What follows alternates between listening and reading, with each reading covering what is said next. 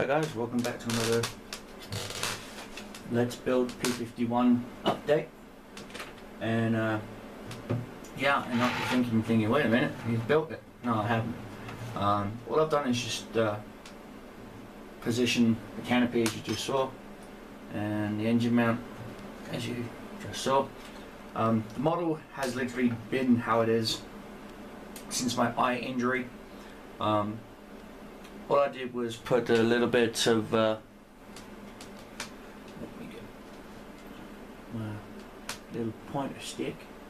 What I did was put a little bit of putty in there to hide some seams, top and the bottom. And I'm running my finger across and I can't feel the pits, but I can see the pits. And so what I'm going to do today is I am going to lose my bloody marbles. No, I'm not. I'm actually going to shake this up. Now normally I'll apply it with a brush. This is a spudger basically that I made out of an old gift card.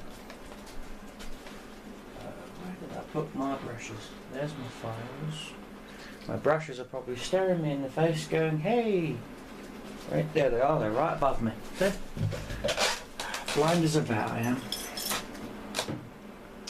And so I'm going to find a nice small brush, like this one.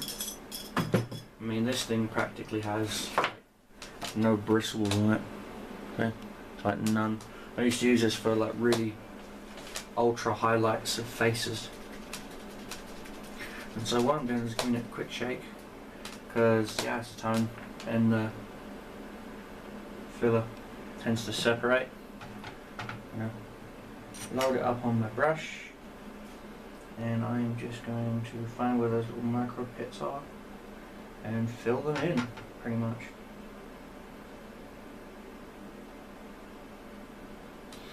And this is what I do to fill seams in aircraft, tanks, even actual full-size 54mm and up burst figurines, even little 6-inch toy action figures that I turn into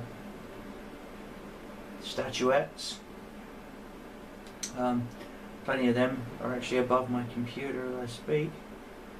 Mostly stormtroopers from Star Wars, all in iconic dynamic poses from the movie. I also do dioramas with them in. Been working on a secret project for myself for about a year and a half now. I know, a year and a half for a project? What the heck? Yeah. But the project is a scene from Mustafar where the clone troopers and the Emperor find what was left of Anakin in the lava.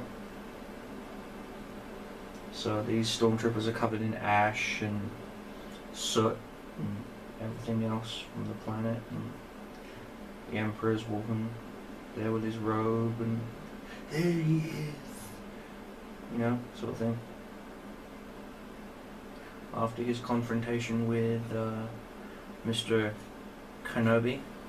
And again guys, this is a very tedious process. The reason why I'm filming it is so that you guys don't feel like you're missing out on anything. And I'm sorry if I'm not in frame or anything, but again, I'm trying a new camera angle. A couple of you guys sent me private messages on my Google Plus telling me that my camera angle sucked and that I need to work on it. Well, so I'm working on it. Brand new camera angle and everything. And so all I'm doing is literally just brushing on this filler. What putty can you actually brush on, you know? Well, this stuff. Again, I have to thank Jay Barron from Evil Duck Creations for this recipe. He told me about it once, and I wanted to get the recipe from him, and the next day he had it posted on the Amazing Plastic forum hangout. Non-modelling related news, my airsoft channel is now back up and running again. I do plan to put more outdoors related stuff on there, so you're going to see more airsoft videos. Currently trying to save up to get me a GoPro and things like that, so I can take video footage, if you will, of me getting pwned.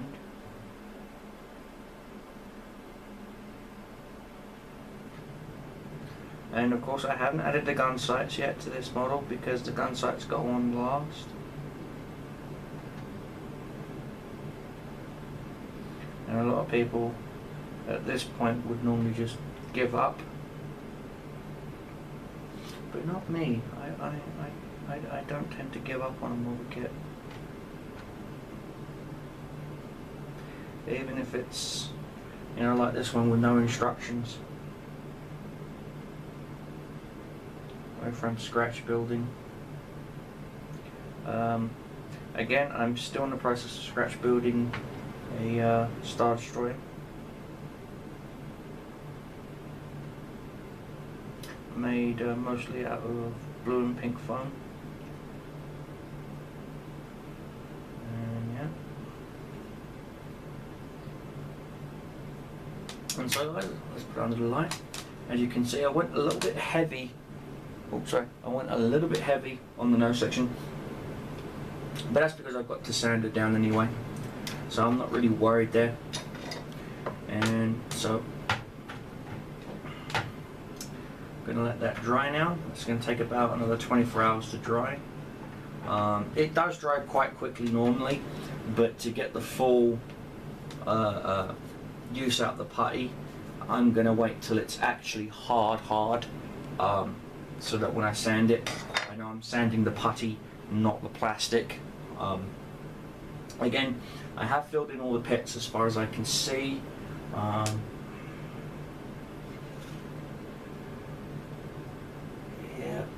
I got them all. Great. A pit is basically where the putty was seeped in. It seeped into to either side of the mold line. It didn't skin over the mold line, so it leaves these little potholes, if you will. Basically, it's a pothole. And so what I was doing was just filling up the pothole with molding putty. Now I've got to let it dry for a minimum of 12 to 24 hours. Once that's dry, guys, I'll see you in the next part where this will be sanded down. The cockpit will be masked over, and we'll hit this bugger with an actual set of pre-shade, because this isn't the final colour. I only did that so I could spot, you know, mold line issues and things. I'm going to hit it with some pre-shade in certain areas, like on the machine gun wing here, things of that nature. Hit her with some pre-shade, then hit her with an actual full coat of Krylon shell cast metallic. Then wait another 12-24 hours for that to dry, because that is, I believe, a lacquer based paint, so it's going to take a while to dry. Then blaster with some Testors clear brilliant gloss, straightened airbrush with maybe a little bit of dilution, with a custom thinner I've got. Whack her with that, let her dry, or maybe just hit it with some future floor wax, and then start applying the decals, then the gun sight, then the canopy, then the engine, and then she is done, guys.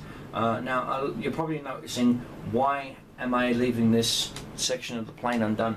Well, I've got to mount the plane somehow, and so what I plan on doing is leaving this section open so I can put a clear acrylic rod in the plane, so the plane's flying at an angle, as you can see, like this.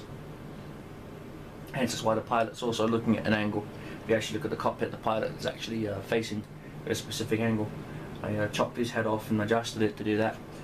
And so the plane looks like it's about to bank into a turn, if you will. And pretty much that's basically, it's going to look very similar like this. So it's a very action pose for the plane. And then start work on the base. A lot of you guys want me to film me building the bases as well. So that's what I'm probably going to end up doing for you guys. Is I'll film me putting the vinyl on the base and putting the gloss on that, so the vinyl won't ever peel up or anything. So the base will be done, the model will be put on the base, and then she'll be done, ready for photographing and ready to go up onto the website. I'll do a quick pan around so you guys can see exactly what's going on. Let me zoom out. You're going to come off the tripod for a quick second. Sorry about this, guys. Hi! You don't call, you don't write, we don't even see each other anymore. It's not fair. Well, anyway, guys, that is my assimilated Enterprise. Yes, that is the Enterprise refit that has been assimilated by the Borg. Let me just light her up for you. Boom! It's actually better in the dark. There is my Klingon D7 battlecruiser. Again, she's lit up. There is my F4U Corsair, American Corsair. She's not finished just yet. I've got to finish off the base and add some custom decals. And there is a whole bunch of tanks that I'm known for. That is the starting of my Chaos Army, along with a whole bunch of Chaos Space Marines and stuff and cultists getting ready. Here is one of my old car kits I've got to finish repairing. That is the Corsair that I keep mentioning. This Corsair is very unique for a very simple reason.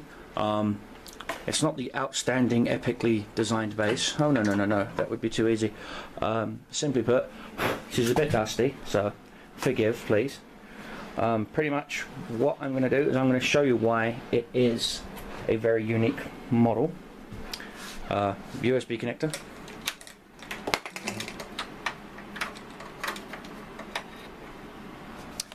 The kit in question, and oh no, the switch came off. Typical technical difficulties. Let's put you back on the tripod.